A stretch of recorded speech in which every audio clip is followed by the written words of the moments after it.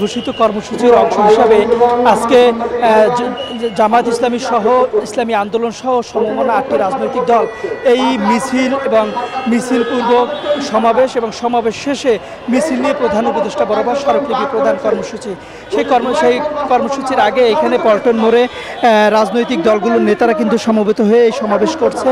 পল্টন মোড়ে এখন আমরা আছি বাংলাদেশ ইসলামী আন্দোলনের এই সমাবেশে। তারা এখান থেকে কিন্তু বারবার সেই 5 দফা দাবি পূরণের জন্য নানান কর্মসূচি নানান হুঁশিয়ারি সরকারকে দিচ্ছেন। তারা বলছেন জুলাই সনদের আইনি ভিত্তি দিতে জাতীয় নির্বাচনের আগে নভেম্বরের মধ্যে অথবা নির্বাচনের আগে যে কোনো একটি উপযুক্ত সময় গণভোটের দাবি করছেন। তারা বলছেন জুলাই সনদের আইনি ভিত্তি ছাড়া জাতীয় নির্বাচনের বৈধতা পাবেন না। এছাড়া তারা আরও বলছেন যে নির্বাচনের আগে কিন্তু যে স্বৈরাচার ফ্যাসিস্ট গত 16 বছর বাংলাদেশের একটি দুঃশাসন চালিয়েছেন তাদেরকে প্রত্যেককে বিচার দৃশ্যমান করার দাবি কিন্তু তারা জানিয়েছেন। এছাড়াও জুলাই সনদকে আইনি ভিত্তি গণভোট এবং আরও একটি কথা তারা জানিয়েছেন যে পিআর পদ্ধতিতে নির্বাচন জাতীয় সংসদের উভয় কক্ষে এই কিন্তু 2 পিআর পদ্ধতিতে তারা চাচ্ছেন।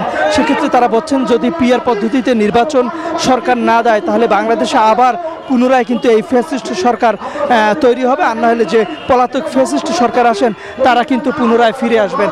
তো এই পল্টন সমাবেশে এখন ইসলামী আন্দোলন আছে, একটু পরে মতিঝিল থেকে এসে এখানে যোগ দিবেন জামায়াত ইসলামী, জাগপা সহ বাংলাদেশ খেলাফত মজলিস সহ 8টি রাজনৈতিক দল।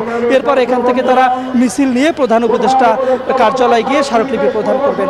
তো পল্টন মোড় থেকে এই ছিল আমার কাছে থাকা সর্বশেষ তথ্য।